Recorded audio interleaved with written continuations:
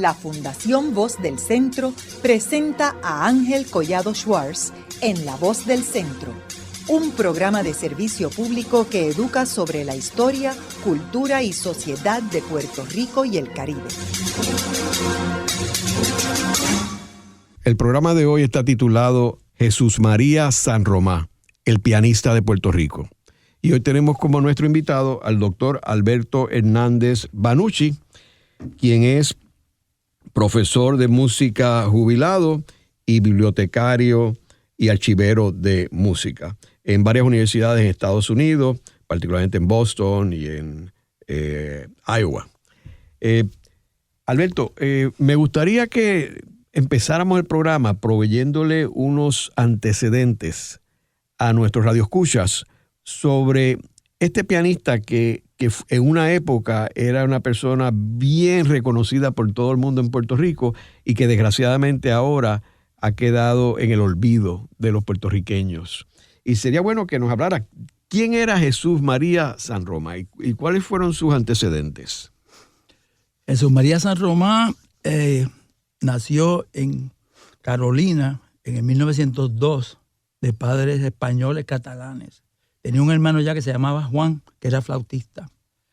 San Román, el papá de Chuchú, que le decimos San Román, perdona. Yo nunca le dije Chuchú, pero había que decirle Chuchú cuando estaba en la conversación. De San Román es de Chu, ¿no? Jesús. Jesús es Chuchú. Y en inglés suena Chuchu. Se fueron a vivir a Fajardo. Y en Fajardo, el padre era el organista de la iglesia y periodista de periódicos españoles, utilizando un, ¿cómo se dice? Un alias. Tenía 3 alias. Afinaba piano en el pueblo y entonces el niño empezó a interesar en la música porque su hermano Juan tocaba flauta. Y estuvo insistiendo tanto y tanto que empezó a coger clases de flauta con un señor Verar, que después que escribió el libro de San Román me enteró que era una persona muy importante como clarinetista y como director de orquesta. El señor Verar lo coge a enseñar la flauta, el papá y la mamá le enseñaban solfeo. Y San Román, no sé cómo, ya tendría 11 o 12 años, tocaba las variaciones del Star Spangled Banner con la banda. Y se lucía. Pero ¿qué pasa? No era flauta, era el pícolo. Las variaciones se quedaba mareado porque era un niñito y no quiso seguir el pícolo. Y cogió el violín, pero el violín ¿qué era? El violín tenía que llevar el atril, la música del violín, y no había acompañante. Y el oído de Chuchu ya se sabía que era excepcional y le molestaban los sonidos que producía. Así que dejó el violín, como cogió 3 o 4 clases, y se dedicó al piano. Mientras estaba la banda, hacían las retretas por la mañana. Había una señora que se llamaba Dolores Plaza y Beard, doña Lola, que era maestra de piano, y decía, Dios mío, qué desperdicio de talento. Ese niño debe estar siendo músico bien educado. El papá de Chuchú, que era músico, le dice, convence a maestra que le dé clases de piano. Y le daban una clase por semana. Pero ¿qué pasa? Que Chuchú empezó a hacer Chuchú. Chuchú le llevaba una lección y preparaba 3 o 4 más y quería que ella se la oyera, pero pasaba la media hora de clase y tenía que oírlo. Llegó el momento que la señora dijo, no puedo con el muchacho. Es muy talentoso, pero no puedo. ¿Qué edad tenía él? San Román como 12 años. O sea, San Román era Mozart, que era niño prodigio, pero no, lo importante es cómo... Ahora, los papás no eran músicos. Sí, bueno, el papá tocaba órgano y afinaba piano, okay, porque era seminarista, se salió de los jesuitas y había aprendido a cantar, el solfeo, enseñaba armonía, tocaba órgano y arreglaba los órganos. En esa época arreglábamos los instrumentos nosotros mismos. Está hablando de 1870, 1880. ¿Y era catalán? Sí, los dos, de la Garriga. ¿Y la mamá no tocaba piano? No, pero cantaba y era muy devota a la iglesia y le enseñaba solfeo. Estamos hablando cuando era pequeñito, antes de los 12, por supuesto. Okay. Y empieza el clase de piano, empieza la batalla y el papá le dice, mire, doña Lola, yo me hago responsable de cualquier cosa, porque doña Lola creía que si iba muy ligero el método, el nene no iba a aprender suficiente. Pues fue al GB. El nene la llamaba, se acercaba por el balcón de la casa y decía, mire, le tengo 2 lecciones más. Entonces, ya más tarde, yo diría que en el año, Chuchu tendría como 12 o 13 años, debuta en el teatro del pueblo, que se llama el Teatro Municipal, Y entonces doña Lola, junto con los Beard, que eran músicos también, hicieron un programa y tenían sinfonía, 4 películas de cine, y entre todo este programa bien diferente a lo que es hoy día, tocaba chuchú. Hay un señor que se llama Emilio Belaval, que escribió una novelita, un cuento corto que se llama El Niño San Román. Y él es contemporáneo de Belaval y estuvo en el debut de Chuchú. Y así fue que Chuchú debutó, se hizo famoso, su papá era periodista. ¿En qué año que debutó otra vez? Perdona, debuta en el 14. Si gestamos 2, sería 12, pero Chuchú nace en noviembre, así que hay que gestarle 3 años, si no es esa época. Así que Chuchú tendría entonces 11 años. ¿Y dónde es que debuta? En el Teatro Municipal de allá de Fajardo. ¿De Fajardo? Sí. ¿Y cuál fue el programa? El programa, déjame ver si lo tengo por aquí. El programa es muy interesante porque te digo, hay 4 películas y había también la escuela, la misma banda donde tocaba su hermano la flauta. Hicieron una sinfonía, la presentación del pianista era un discurso que duraba 15 o 20 minutos. Tocó una pieza que se llama Moraima y estaba acompañado por Don Felipe, que asumo que sería un dúo de alguna clase, no especifica el programa. Entonces viene una bonita película de blanco y negro. Después viene un two-step. ¿Qué es un two-step? Es un baile popular de la época. Y Chuchú improvisa y toca un two-step. Después viene el Sexteto Fajardo. Después viene la sonatina de Dussek. Después viene otra película. Y sigue, esta es la primera parte. Otra sinfonía. Un sensational film. Una película impresionante. Y San Román y Juan tocan el dúo de memorable, es un vals, no dice el autor. Después viene la sección de Trovatore por el pianista, así que sería unas variaciones de un tema de Trovatore de Verdi. Después viene don Enrique Beard Jr., que canta una canción, una romanza no identificada. Chuchú toca una sonatina. Después toca una serenata y La Paloma, por supuesto, era bien popular. Y después viene otra película y termina con la banda. Cuenta Balseiro, sí, Belaval, que antes de empezar el concierto, todo el mundo quería saludar al nene. Así que hubo que aguantar porque todo el mundo pasó por el escenario dándole la mano al muchacho, deseándole. Y lo curioso del caso es que Chuchú no estaba nervioso ni en lo absoluto. Era algo natural. 2 años más tarde, se mudan a San Juan, porque el papá dice, este niño necesita, y doña Lola dice, necesita educación formal. Puerto Rico no tiene universidad. La única escuela normal que había en Puerto Rico universitaria estaba en Fajardo, antes de venir a Río Piedra. Yo tengo una foto, yo fui a Fajardo al archivo y conseguí Se mudan acá y entonces muy inteligente don José, el papá de Chuchú, empieza a ponerlo en la prensa, que dio un concierto, que conocieron a José de Diego, que es muy talentoso. Entonces deciden que la legislatura le va a ofrecer una beca a San Román, que tomó un tiempito, yo diría que 1 o 2 años. Pero ¿cómo se diría? La estrategia fue muy buena porque se sabía, todo el mundo estaba a favor de Chuchú, porque Chuchú y Juan y don José tenían unos boletos de tren que podían ir a cualquier momento alrededor de la isla. Y en ese entonces se iba en tren por la San Juan, Arecibo, Aguadilla, Isabela, Mayagüez. Entonces llegaba a Ponce y volvía por el otro lado. O sea que nunca se cruzaba. Y daban conciertos en todos lados. En el club, en el convento, ellos eran muy religiosos, en las iglesias, en cualquier actividad benéfica tocaban los dos, improvisaban. Le dan la beca, José de Diego, y la legislatura le aprueba una beca de 600 pesos. ¿Y para dónde era la beca? Bueno, inicialmente era a Europa. En la beca... ¿En dónde en Europa? No llegaron a ir a Europa porque empezó la Guerra Mundial. Okay. La Primera Guerra Mundial. Y entonces, ¿qué pasa? Deciden enviarlo a Estados Unidos y Yeager, que era Arthur Yeager, era el gobernador de Puerto Rico, conocía algo y le regalaron y le dieron 600 pesos anuales, que equivale hoy a 18,233. O sea que era poquito, porque ahora una escuela no vale tan poquito. Entonces fueron al New England Conservatory, al Conservatorio de Nueva Inglaterra. El viaje, es uno de los conservatorios más prestigiosos de Estados Unidos. En esa época sí. Y todavía tiene gran prestigio. Sí, pero en esa época era bien importante. Llegan se despiden en el Año Viejo, en el barco, Y yo tengo la suerte, o cualquier historiador tiene la suerte de que don José guardaba todo.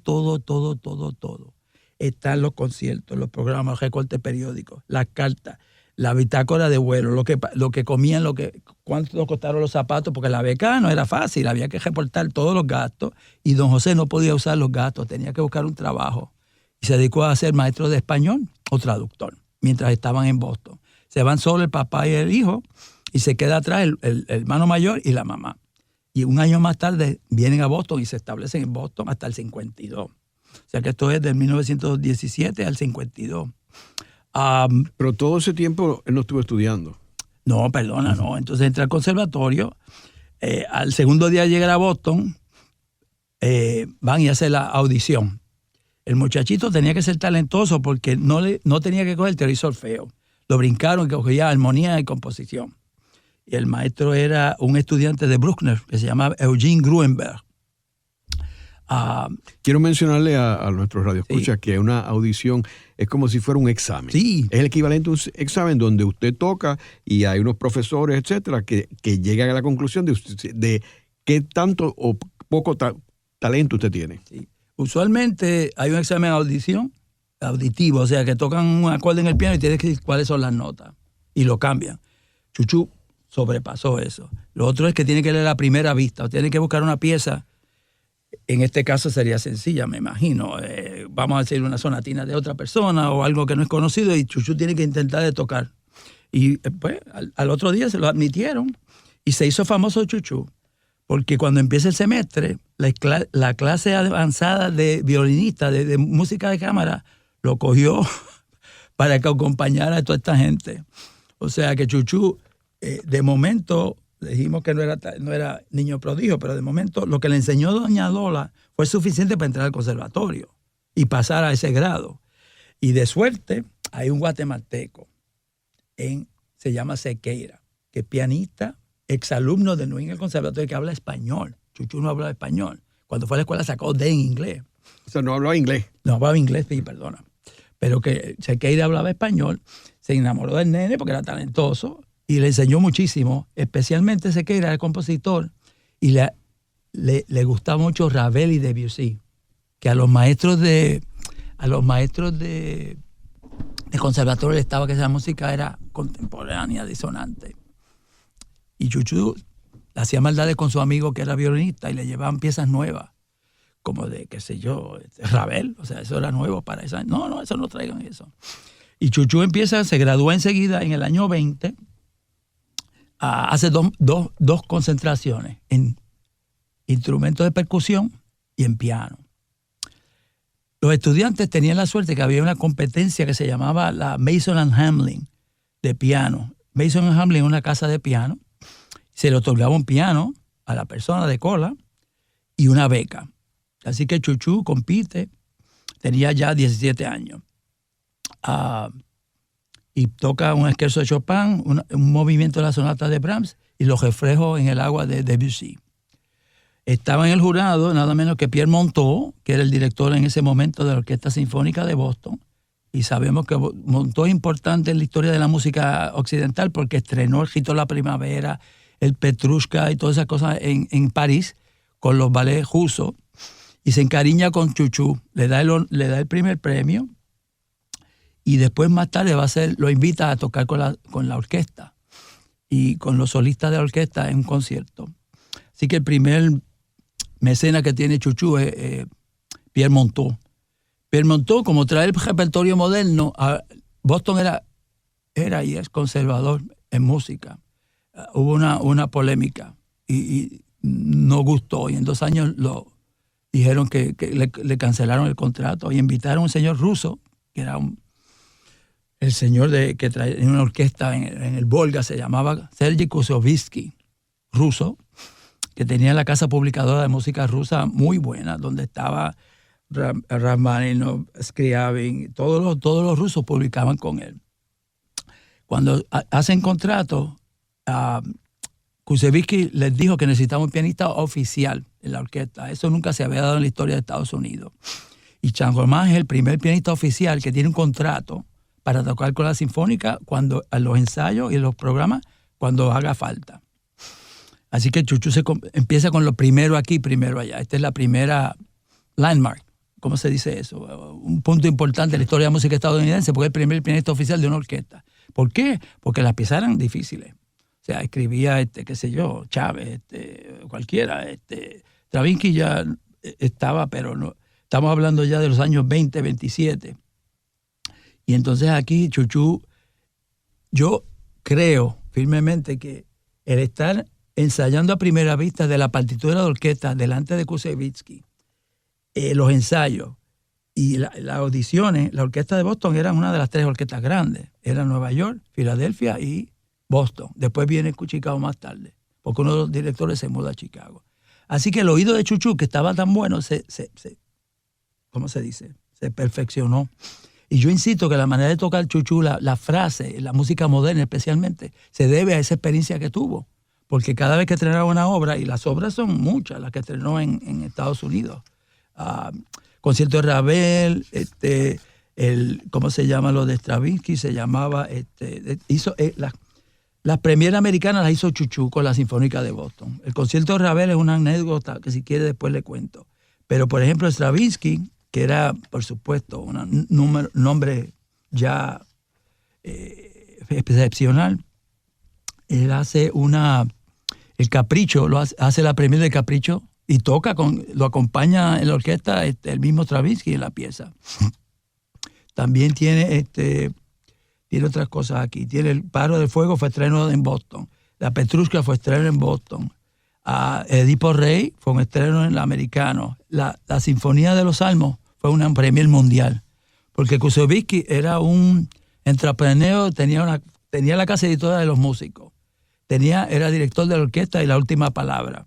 Y también todos los años introducía la música moderna.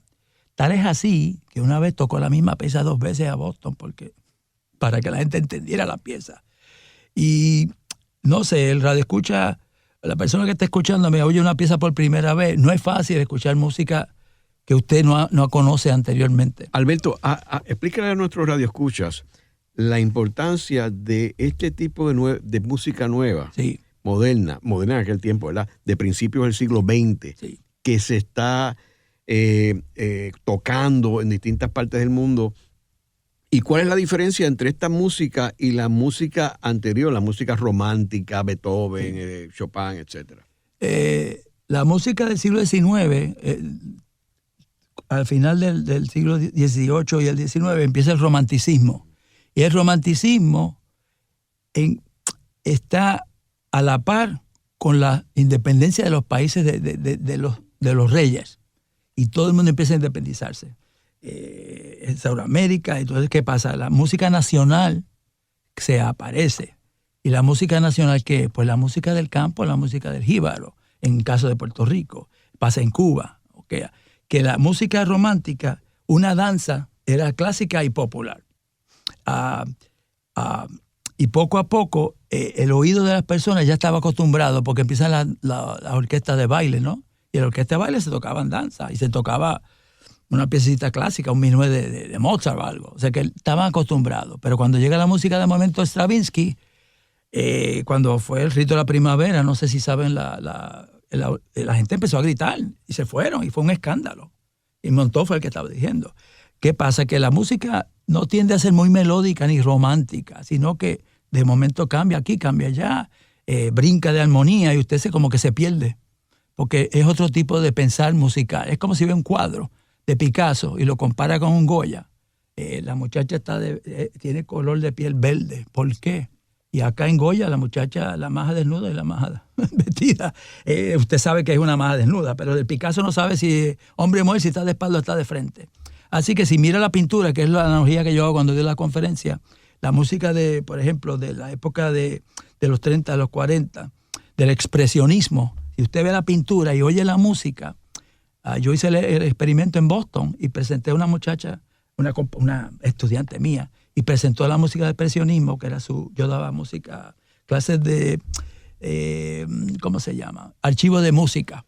Y entonces hicimos la visual y tocamos una pieza de Hindemith, que fue la más que gustó más que Brahms y el Beethoven, porque ya estaba preparada la gente para ser receptivo a algo diferente. Así que el sonido ha cambiado mucho, pero yo le diría que hoy día, usted oye la disonancia, si escucha una sinfonía de Charles Ives, dice que eso es disonante. No, la escuché la semana pasada y decía, pero ¿y por qué yo pensaba que era disonante? Hablando personalmente, cuando me voy de Puerto Rico, que estudié con San Román y con Cecilia Talavera, me voy a Rochester para Eastman School of Music. Y todos los días compré la grabación de Richter, de los preludios de Debussy, y la ponía para que mi oído se acostumbrara.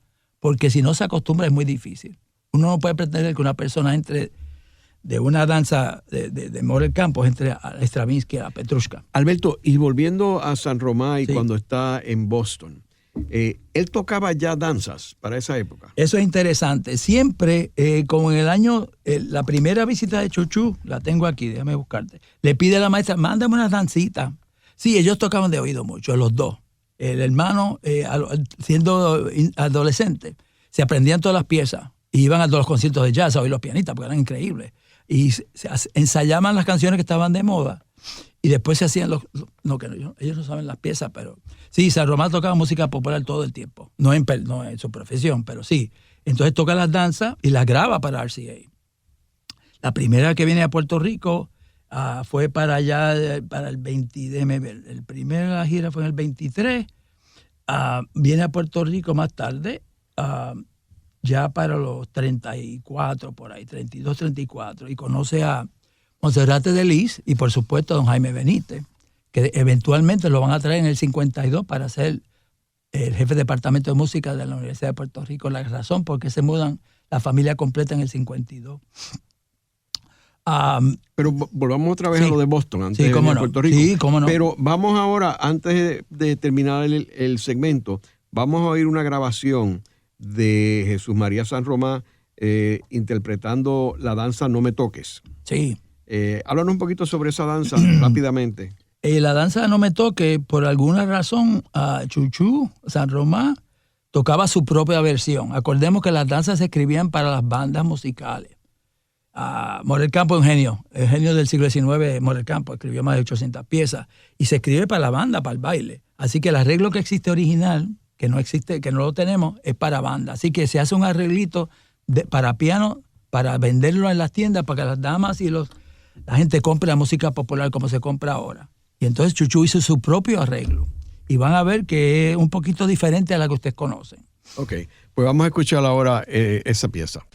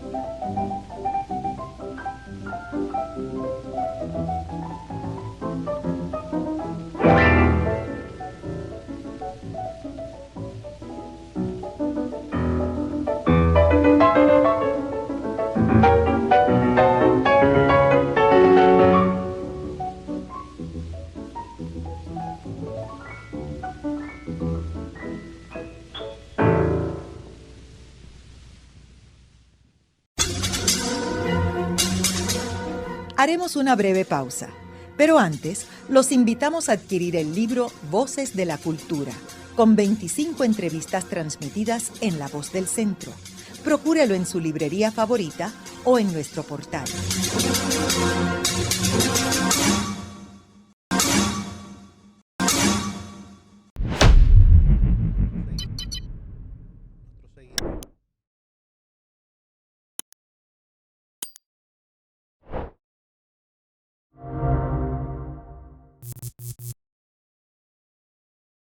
Para más contenido como este, síguenos en las redes sociales como @Radio Funglode.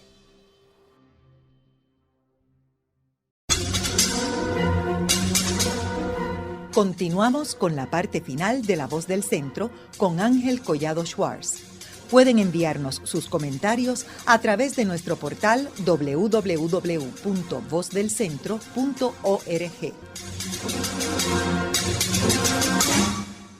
Continuamos con el programa de hoy titulado Jesús María San Román, el pianista de Puerto Rico. Y hoy tenemos como nuestro invitado al doctor Alberto Hernández Banucci, quien es profesor de música jubilado en los Estados Unidos y autor de un libro publicado en inglés bajo el nombre Jesús María San Román, An American 20th Century Pianist, publicado en el 2008 por Scarecrow Press Inc. En el segmento anterior estuvimos hablando que Jesús María San Román nació en el 1902, hijo de padres catalanes. El padre afinaba pianos y conocía de música, la mamá cantaba, nació en Carolina y desde el principio, desde sus inicios en la vida, se destacó como una persona con talento musical.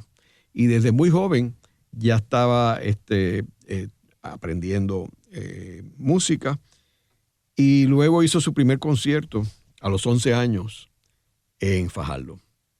Y consiguió una beca del gobernador Yeager, que era el gobernador estadounidense que estaba, Arthur Yeager, aquí en Puerto Rico.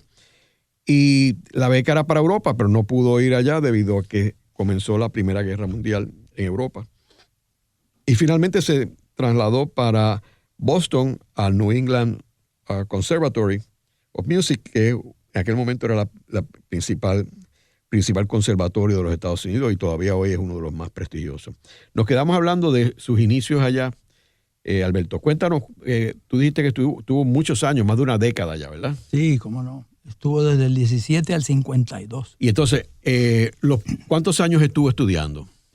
Ay, eso quería mencionar. Chu se gradúa en 4 años, en el 20 se gradúa, pero consigue una beca para continuar sus estudios. Esa fue una de las sorpresas, porque la beca del gobierno no siguió.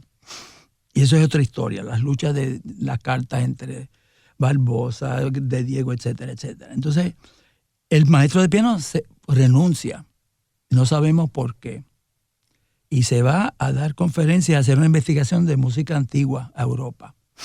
Pero de casualidad, la esposa de él, maestro de música de cámara es varios instrumentos, ya sean de cuerdas de viento, y hay un pianista acompañante, pues esa clase prepara a los acompañantes, ¿no? Profesionalmente. El señor se llamaba Adamovsky, que era un chelista de la Sinfónica, y era casado con Madame Sumoska. Madame Sumoska tuvo 5 años estudiando con Paderewski y estudió con Mikalovsky, que es de las personas, o las figuras, debo decir, perdón, de las figuras importantes en la música de piano en Polonia. Era muy amigo de Chopin. O sea, estamos ya enlazando el siglo XIX con el XX. Y lo agarra y lo deja 7 años después que se había graduado. Había tocado el Saint-Saëns, había ganado el primer premio, había ganado el piano. Se queda con él 7 años para prepararlo. Ella había llegado a Estados Unidos después que soltera, y había un trío que se llama Trío Adamovsky, que es su hermano, y hicieron un trío y tocaron por todo Estados Unidos. Y ella había tocado con la Sinfónica de Londres, etcétera, una pianista verdaderamente importante. Y no sé qué pasó, Chuchu tuvo la suerte de que ella lo toma y le hace estudiar la misma pieza 1 año completo antes de volverla a tocar.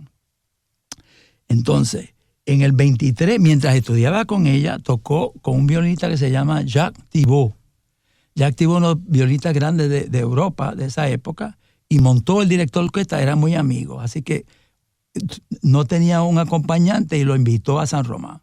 San Román tenía escasamente 20 años, 19 años.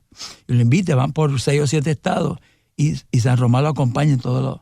Y cuando regresan, hacen la primera grabación que hace Chuchu con él. Y lo que hace son piececitas cortas, porque en ese entonces, si les hablamos de los 78, para hacer una grabación 78 había un límite de tiempo.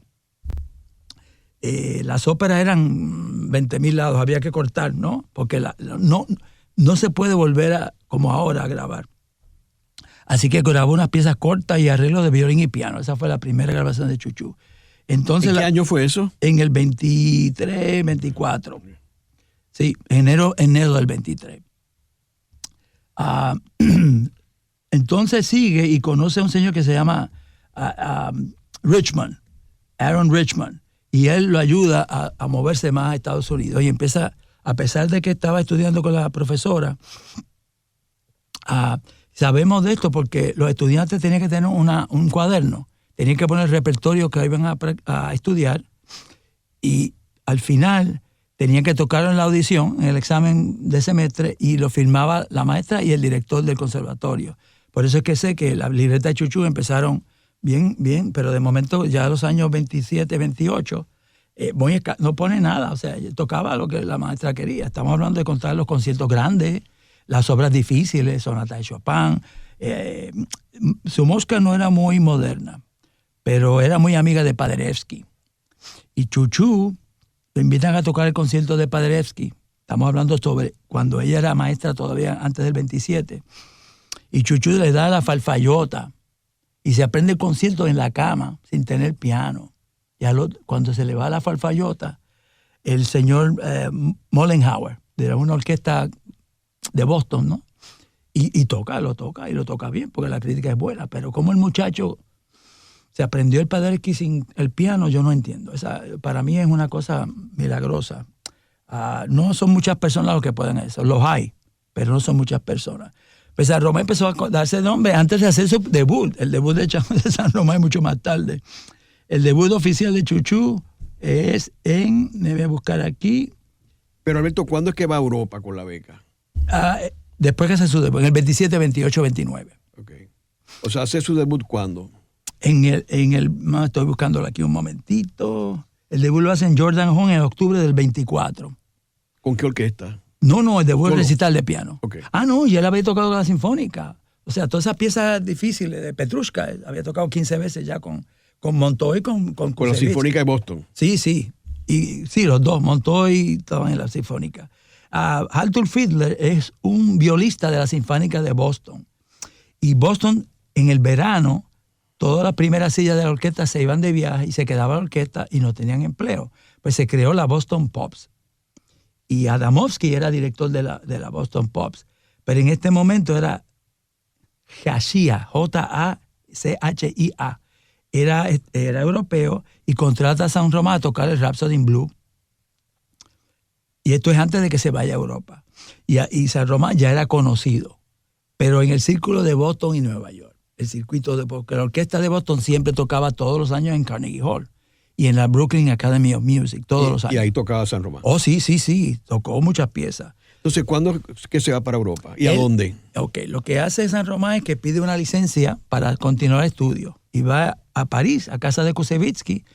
Tengo la foto que están todos juntos, todas las primeras sillas de orquesta con Chuchú, que es un nene, y van y se establece en París. ¿En qué año es esto? En el 27. Y Koussevitzky era una figura muy grande en París porque él él tenía 25 años. Sí, más o menos, sí, cierto. Ahí conoce a todo el mundo, a Rachmaninoff, a Prokofiev, a toda la gente grande. Y en ese momento hay un señor que se llama Ernest Stock, que tiene un concierto de piano que Koussevitzky quiere estrenar en París. Y San Román va a Alemania, habla con el compositor y se prepara y dan al final de la gira de Chuchú, porque tenía que sostenerse él mismo, ¿no? Así que dio conciertos en Viena, Barcelona, Madrid y en Londres. Quiero decir que este es un periodo entre la Primera Guerra Mundial y la Segunda Guerra. Sí, cómo no. Y hace la primera en París con Koussevitzky. La orquesta se llamaba Orquesta Koussevitzky. En París, no fue en la sala Player, fue otra sala grande. Koussevitzky era flamboyante, era de cosas, era como Tanglewood, de coros de 100 voces y orquestas dobles, etcétera, etcétera. Ahora, Alberto, ¿él tenía algún profesor en esa beca incluía clases privadas o algo? Todo esto es curioso porque no existían becas como tal, había mecenas. El gobernador Fuller de Boston era íntimo amigo de Chuchú porque la esposa da la casualidad que era cantante y Chuchú la había acompañado desde jovencito. ¿Qué más suerte tiene? Se casa con el gobernador de Boston. El gobernador de Massachusetts, sí. Se casa con Fulton y él es mecenas y él le provee dinero y muchas amistades también. El hermano de Chuchu, Juan, trabajaba en una fábrica de flautas, que es la fábrica más grande que había en Boston de flautas, y también daban dinero. Y hubo una colecta, ¿no? Y Chuchu tocaba beneficios, etc. Y va y estudia con Alfred Cortot, que era un pianista muy reconocido en Francia, y toca las clases maestras. Cuando llega Chuchu, siempre tarde, ¿no? A la última hora, como Plácido Domingo, llega a los sitios de última hora, ¿qué pasa? Ese año, en ese verano, se estudiaba Schumann. Y cuando ve la lista, la única pieza que sobraba era la Kreileriana, que es una pieza que dura 45 minutos y no es fácil de tocar para nadie. Y Chuchu pues decide tocarla. Pues entonces, en esa época es bonito porque hay una mecanógrafa, no había grabadora como tal, así que ella escribía todo lo que le aconsejaba al estudiante y se lo entregaba. Y son como 15 o 20 páginas de cómo tocó la pieza y las cosas que decía el autor. Lo primero que se cortó es que tú tienes el espíritu de Schumann. Cualquier cosa de Schumann que tú toques va a sonar Schumann. Y así por el estilo. Al próximo año le gustó, hace un contrato, y es otro problema, y va a tocar, vuelve a Madrid y Barcelona, pero esta vez estudia con Arthur Schnabel, que era el pianista alemán por excelencia en Europa, ya conocido por grabaciones. Schnabel le da clases y la maestra Sumowska le dice que tenga cuidado, que la escuela alemana y la francesa son muy diferentes. Porque Chuchu tiende a ser, ¿cómo se diría?, enérgico. Y usted sabe cuando Chuchu le entra ¿cómo se llama? La fuerza, ¿cómo se llama eso? Cuando uno es hiperactivo. Energía, pero se desborda a veces. O sea, usted va a oír una pieza de momento, el scherzo de McDowell o algo, de momento se embala y toca, no pierde una nota, pero es una exhilaration, ¿cómo se dice? Era único en eso. Ahora, Alberto, ese tiempo que estuvo en Europa, él no tuvo clases con ninguno de los pianistas prominentes de la época. Con Schnabel. ¿Y con quién más? No, cortó primer año y segundo con Schnabel. Ok. Sí, no. Y entonces ya tocaba todo, así que Stock, el compositor, no es la premiere en Europa, es la premiere en París, en Francia, de tocar el concierto, y se aprendió y lo tocó. Cuando regresa, ya Kusevitzky lo está esperando para hacer la premiere americana. Kusevitzky le gustaba hacer la premiere. Él comisionaba obra, como el concierto de Ravel. Pero Ravel le jugó un triqui, como decimos. Se la regaló a Stokowski y a Kusevitzky a la vez. Y se estrena el mismo día, y lo sabían los dos. Pues estamos ahora con las orquestas de Kusevitzky y la Boston Pops y Stokowski con Filadelfia. Chuchu se entera y ¿qué hacen? Deciden, se conoce el programa de la pieza, ¿no? El programa de cómo va a estar distribuido el tiempo, y lo que hacen, cambian el programa eran transmitidas por radio. Y cambian el programa para que Chuchu y Kusevitzky estrenaran la obra, como más decir, 25 minutos antes que Filadelfia, para decir que ellos fueron los que hicieron la premiere. Es un caso jocoso y aparecía en la prensa y todo. Ahora, Alberto, ¿cuánto tiempo que está en Europa entonces? La estadía es corta, porque tiene su contrato con la Sinfónica. O sea, el verano, vamos a decir verano. Y regresa a Boston. Tiene su contrato con la Sinfónica. Él no renuncia hasta el 47. Ok. ¿Y en el 47 renuncia y qué hace? El 47 es interesante porque estaba buscando todavía no estaba convencido por qué renuncia cuando la Guerra Mundial. ¿Qué pasa? En la Guerra Mundial, muchos artistas, incluyendo Bartók, Hindemith, Stravinsky, se emigraron, primero invitados por las grandes universidades, Cornell, Harvard, Yale, o California, en los estudios de California, que escribieron música para cine, y poco a poco se fueron ubicando residentes en Estados Unidos. Y a la misma vez, los programas de música en el país comenzaron a florecer. Eso no lo había antes. En la guerra se daba conciertos de música clásica a los soldados. O sea, iba también, como te digo, Benny Goodman, o iba Judy Garland, pero también había música clásica en todos los Estados Unidos. Y se crearon ciertas agencias que daban facilidad para ir a todos los pueblitos donde estaban las bases militares. Pues Chuchu aprovechó esa oportunidad pide una renuncia, o sea, se despega de Kusevitsky, de la Sinfónica, y él era maestro de New England Conservatory ya, de maestro de piano. Así que renuncia y se dedica se va con Arthur Judd, que se llamaba una agencia de las más grandes de Estados Unidos, y empieza la carrera meteórica. O sea, si usted ve los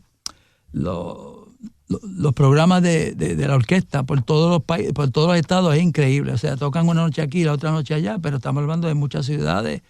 No es fácil tocar, ni las condiciones para los músicos es muy fácil en esa época. Todo era en tren. Kusevitsky iba, por supuesto, como Paderewski en su propio tren, pero los demás van y le siguen. Y entonces tocó con distintas orquestas, Bueno, todavía estamos, cuando se va de la Sinfónica empieza a tocar con todas las orquestas. Sí, ahí es que empieza. Con la de Filadelfia, Nueva York, Chicago. Sí, aquí tengo, por ejemplo, para decirle que a mitad de carrera, Chuchu, San Román, él mismo guardaba, a su papá y él guardaban las estadísticas. Y las estadísticas aparecen en un artículo en ¿Qué pasa? De Francis Schwartz, donde habla sobre Mire, antes de venir a Puerto Rico, San Román había tocado, y esto exclusivamente con orquesta. No estamos contando de recitales ni de música de cámara. Estamos nada más que repertorio de orquesta, piano y orquesta. Había dado 30,000 conciertos, 3,000 conciertos en 21 países, de las cuales 757 eran conciertos como solista, no acompañando, con 124 orquestas, bajo la dirección de 140 directores, ejecutando 36 obras de piano.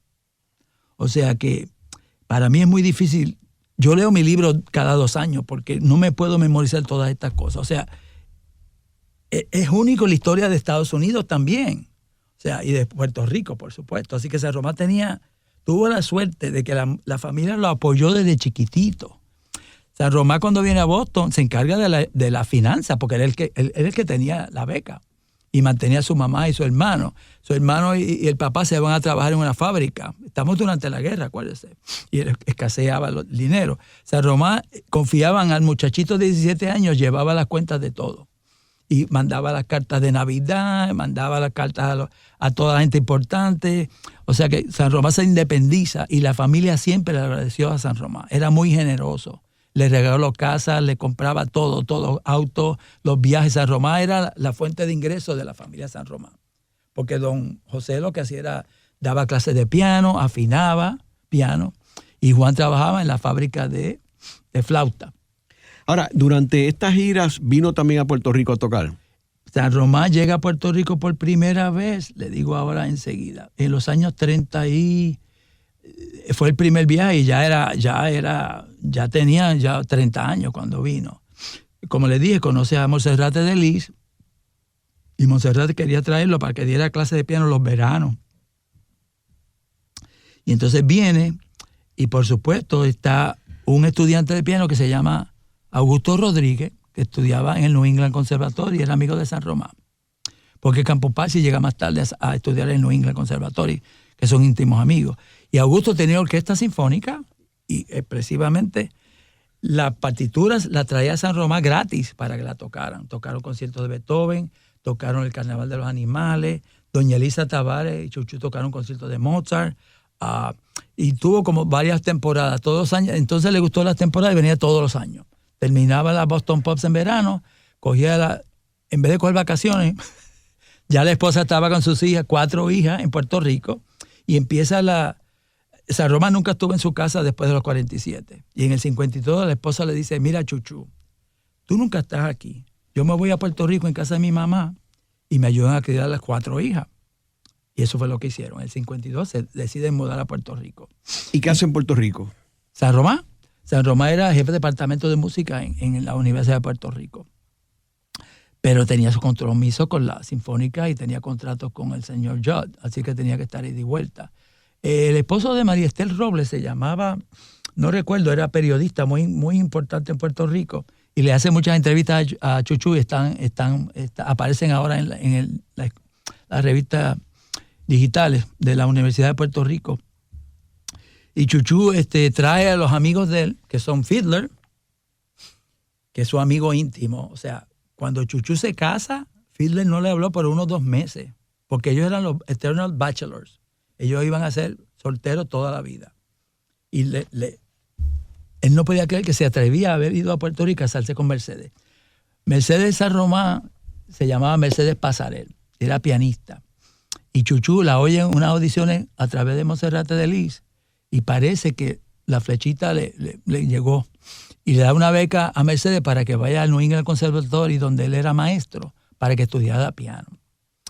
Y de hecho, era muy buena pianista porque la sonata en fa mayor de Mozart a 4 manos, la primera grabación mundial la hicieron San Román y Mercedes. O sea que era una pianista de verdad. Cuando se casaron, cortaron el honeymoon porque ella tocaba con Augusto el concierto de Mozart en la mayor, con la Orquesta Sinfónica de aquí, de Puerto Rico. Así que Chuchú siempre estaba en la música. Cuando llega, ya tenía las conexiones y ya conocía a Augusto, que era director de orquesta, conocía a Campos Parsi, que va a ser una persona importante después de los 50. Y poco a poco Yuyu viene se acuerda Mercedes que cuando llegaron la primera vez van al Teatro Tapia a una función y todo el mundo se levanta a cantar la borinqueña y saludando a la familia que acaba de llegar a Puerto Rico. Lo trajo don Jaime Benítez, por supuesto. ¿Y qué hizo él durante sus años en Puerto Rico? Desde el 52, él muere en el 84, ¿no? Sí, cómo no.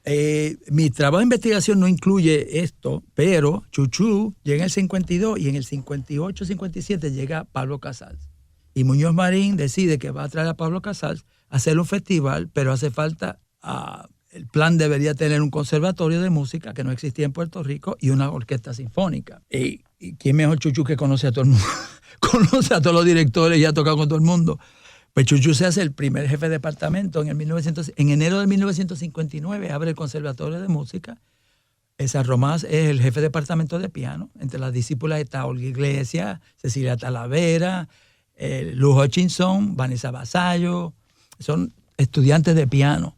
Cecilia y Luz no tenían un diploma porque en Puerto Rico no había diploma de música. Son las primeras graduandas del conservatorio un año más tarde. Chuchú se dedica a tocar piano, y entonces tiene su programa de radio, y se hace... ¿Y trabaja en el conservatorio también? Sí, cómo no. Y con el Instituto de Cultura, en el Ateneo. ¿Y estuvo tocando hasta el final?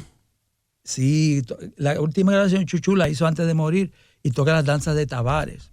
Y es una de las danzas importantes porque toca pura música. No hay nada de San Román en el sentido de, usted no sabe... Lo hace todo como está escrito, como un homenaje a Tavares. Y muere ese mismo año, en el 84.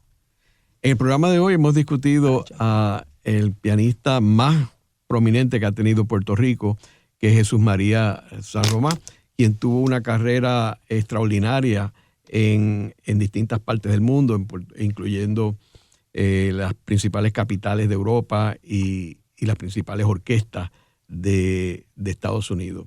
Él muere en el 1984. Vamos a terminar el programa con una sección del concierto de piano, primer concierto de piano de Tchaikovsky, el cual fue una de las piezas que San Román tocó.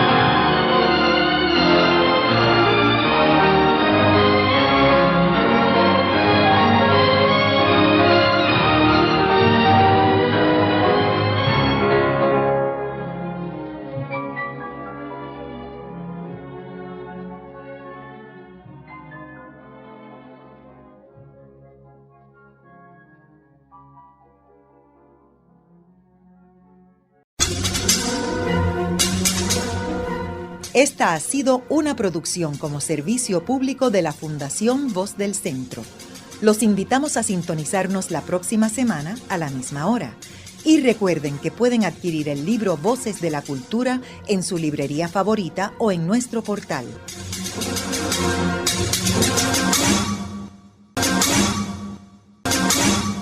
Si te gusta este contenido, no olvides suscribirte, activa la campanita, comenta y da like.